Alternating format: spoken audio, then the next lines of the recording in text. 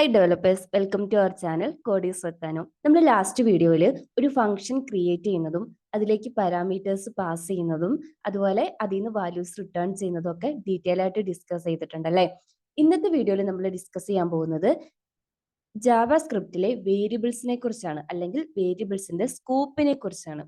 അപ്പൊ ആദ്യം എന്തായി സ്കോപ്പ് എന്ന് വെച്ചിട്ടുണ്ടെങ്കിൽ എവിടെയൊക്കെ ഈ വേരിയബിളിനെ ആക്സസ് ചെയ്യാം, എവിടെയൊക്കെ ഈ ആക്സസ് റെസ്ട്രിക്ട് ചെയ്തിട്ടുണ്ടെന്നൊക്കെ ഡീറ്റെയിൽ ആയിട്ട് നോക്കാം. സ്കോപ്പിനെ ബേസ് ചെയ്തിട്ട് നമുക്ക് വേരിയബിൾസിനെ മൂന്നായിട്ട് കാറ്റഗറൈസ് ചെയ്യാം. ആദ്യത്തേത് ഗ്ലോബൽ വേരിയബിൾസ്, രണ്ടാമത്തേത് local variables, last one default variables. അതിനെ നമ്മൾ ഫങ്ഷണൽ പാരാമീറ്റേഴ്സ് എന്നും പറയും. അപ്പൊ ആദ്യം ഗ്ലോബൽ വേരിയബിൾസ് എന്താന്ന് നോക്കാം. ഏറ്റവും ബേസിക് ആയിട്ട് പറയുവാണെങ്കിൽ ഫംഗ്ഷന് പുറത്ത് നമ്മൾ ഡിക്ലെയർ ചെയ്യുന്ന വേരിയബിൾസിനെയാണ് ഗ്ലോബൽ വേരിയബിൾസ് എന്ന് പറയുന്നത്. അതായത് ഇപ്പൊ എനിക്ക് രണ്ട് വേരിയബിൾ ഉണ്ട്.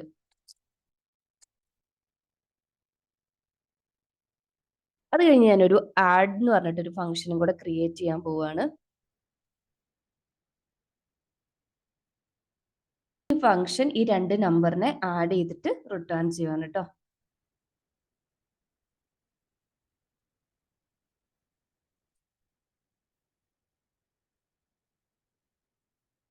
ഫംഗ്ഷന് പുറത്തൊരു റിസൾട്ട് വേരിയബിൾ ക്രിയേറ്റ് ചെയ്തിട്ട് ഞാൻ ഈ ആഡ് ഫംഗ്ഷനെ കോൾ ചെയ്യുവാണ്.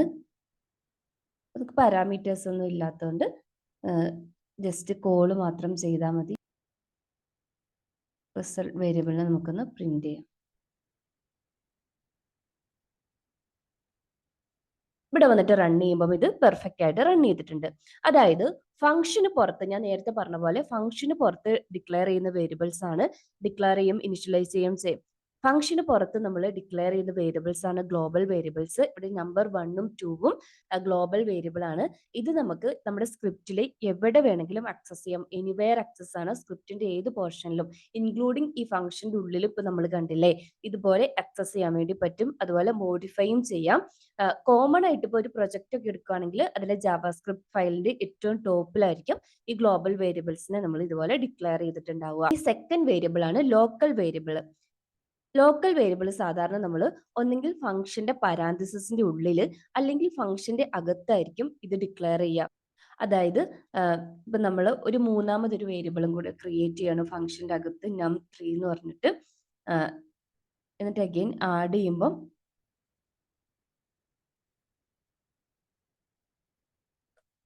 num3നെയും കൂടെ ഇൻക്ലൂഡ് ചെയ്തിട്ടുണ്ടെങ്കിൽ അപ്പൊ ഇങ്ങനെ ഡിക്ലെയർ ചെയ്യുന്ന വേരിയബിൾ ആണ് ലോക്കൽ വേരിയബിൾ. ഇത് ഫംഗ്ഷന്റെ പുറത്ത് നമുക്ക് ആക്സസ് ചെയ്യാൻ പറ്റില്ല. വൺസ് ഈ ഫംഗ്ഷൻ എക്സിക്യൂട്ട് ചെയ്ത് കഴിയുമ്പം ലോക്കൽ വേരിയബിളും ഡിസ്ട്രോയ് ആയി പോവും. അതായത് ഞാനിപ്പം ഫോർ എക്സാമ്പിൾ ഞാൻ ഈ ഫംഗ്ഷന്റെ പുറത്ത് ഇത് ആക്സസ് ചെയ്യുവാണെങ്കിൽ num3നെ ആക്സസ് ചെയ്തിട്ട് എക്സിക്യൂട്ട് ചെയ്യുവാണെങ്കിൽ ഇത് കണ്ടില്ലേ, റെഫറൻസ് എറർ ആണ്. num3 ഈസ് നോട്ട് ഡിഫൈൻഡ് എന്ന് പറഞ്ഞിട്ടുള്ള എറർ ആയിരിക്കും വരിക. അപ്പോൾ ഒന്നുകിൽ ഫംഗ്ഷന്റെ പാരാന്തസിന്റെ ഉള്ളിൽ അല്ലെങ്കിൽ ഫംഗ്ഷന്റെ ഉള്ളിൽ ഡിക്ലെയർ ചെയ്തതാണ് ലോക്കൽ വേരിയബിൾസ്. അത് ഈ ഫംഗ്ഷന്റെ ഉള്ളിൽ മാത്രമേ ആക്സസ് ചെയ്യാൻ പറ്റൂ. ഫംഗ്ഷന്റെ പുറത്ത് ആക്സസ് ചെയ്യാൻ ഇതുപോലെ എറർ ആയിരിക്കും നമുക്ക് റിട്ടേൺ വരിക. ഇനി മൂന്നാമത്തേതാണ് ഡീഫാൾട്ട് വേരിയബിൾ എന്ന് പറയുന്നത്. ഇനി എഗെയിൻ ഞാൻ ഫംഗ്ഷന്റെ പാരാമീറ്റേഴ്സിന്റെ ഉള്ളിൽ നേരത്തെ പറഞ്ഞ പോലെ ഒരു ലോക്കൽ വേരിയബിൾ നമ്പർ 4 ക്രിയേറ്റ് ചെയ്യുവാണ്. എന്നിട്ട് ഞാൻ അത് ഫംഗ്ഷൻ ആണ് കേട്ടോ, നാലാമത് ആഡ് ചെയ്യേണ്ട നമ്പറിനെ ഫംഗ്ഷൻ ആണ് നമ്മൾ പാസ് ചെയ്യുന്നത്. ആഡ് ചെയ്യുന്ന സ്ഥലത്തും ഈ നമ്പർ 4നെ സ്പെസിഫൈ ചെയ്ത് കൊടുക്കുന്നു. അത് നമ്മൾ എക്സിക്യൂട്ട് ചെയ്യുവാണെങ്കിൽ പെർഫെക്റ്റ് ആയിട്ട് റിസൾട്ട് വന്നിട്ടുണ്ട് 100. ഇനി ഞാൻ ഇത് പാസ് ചെയ്ത് കൊടുക്കുന്നില്ല എന്ന് വിചാരിച്ചു. യൂസ് ചെയ്യുന്നുണ്ട്, പക്ഷെ കോൾ ചെയ്യുന്ന സമയത്ത് ഈ വാല്യൂ പാസ് ചെയ്യുന്നില്ല. അപ്പൊ എന്താ സംഭവിക്കുക? നമുക്ക് റിസൾട്ട് നോട്ട് എ നമ്പർ ആയിരിക്കും വരിക. ഒരു ഫംഗ്ഷൻ തന്നെ നമ്മുടെ പ്രൊജക്റ്റിൽ മൾട്ടിപ്പിൾ സ്ഥലത്ത് കോഡ് റീയൂസബിലിറ്റിന്റെ ഭാഗമായിട്ട് കോൾ ചെയ്യാറുണ്ടല്ലേ. നമ്മൾ ഒരേ ഫംഗ്ഷനെ തന്നെ റിപ്പീറ്റഡ് ആയിട്ട് എഴുതുന്നതിന് പകരം ഈ ഒരു കോമൺ ഫയലിലൊക്കെ ഒരു ഫംഗ്ഷൻ എഴുതിയിട്ട് അതിനെ എല്ലാ പേജുകളിൽ നിന്നും കോൾ ചെയ്യുന്നുണ്ടാവും. ചില പേജിൽ ഈ പാസ് ചെയ്യാൻ ഒരു വാല്യൂ ഉണ്ടായി എന്ന് വരില്ല. അതിപ്പോ നമ്മൾ സിനാരിയോനെ ഡിപ്പെൻഡ് ചെയ്തിരിക്കും. അങ്ങനെയുള്ള കേസിൽ നമുക്ക് ഇതുപോലെ നോട്ട് എ നമ്പർ ഒക്കെ വരാം, അല്ലെ എറർ അടിക്കാനുള്ള ചാൻസ് ഉണ്ട്. ഇവിടെ ഇപ്പൊ ഔട്ട്പുട്ട് എറർ അല്ലാന്നേ ഉള്ളൂ. ചില കേസിൽ എററും വരാനുള്ള ചാൻസ് ഉണ്ട്, ഇതുപോലെ എന്തെങ്കിലും കാൽക്കുലേഷനും ആക്സസ് ഒക്കെ വരുന്ന സമയത്ത്. അപ്പൊ അതിനെ അവോയ്ഡ് ചെയ്യാൻ വേണ്ടിയിട്ടാണ് മൂന്നാമത്തെ വേരിയബിൾ ടൈപ്പ് ഡീഫാൾട്ട് വേരിയബിൾ വരുന്നത്.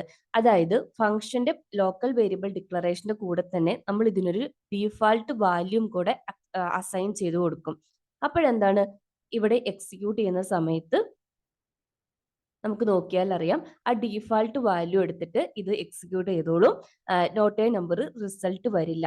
ഇനി വൺസ് നമ്മളിപ്പോൾ ഈ വാല്യൂ നേരത്തെ പാസ് ചെയ്ത പോലെ തന്നെ ഏതെങ്കിലും ഒരു വാല്യൂ പാസ് ചെയ്തിട്ടുണ്ടെങ്കിൽ ഈ ഡീഫാൾട്ട് വാല്യൂവിനെ ഈ വാല്യൂ ഓവർറൈഡ് ചെയ്യും. നമ്മൾ പാസ് ചെയ്യുന്ന വാല്യൂ ആയിരിക്കും യൂസ് ചെയ്യുന്നത്. അപ്പം ഒരു ലോക്കൽ വേരിയബിളിന് അല്ലെങ്കിൽ ഒരു ഫങ്ഷണൽ പാരാമീറ്ററിന് നമ്മൾ ഏതെങ്കിലും ഒരു ഡീഫാൾട്ട് വാല്യൂ സെറ്റ് ചെയ്ത് കൊടുക്കുകയാണെങ്കിൽ അതാണ് ഡീഫാൾട്ട് വേരിയബിൾ എന്ന് പറയുന്നത്.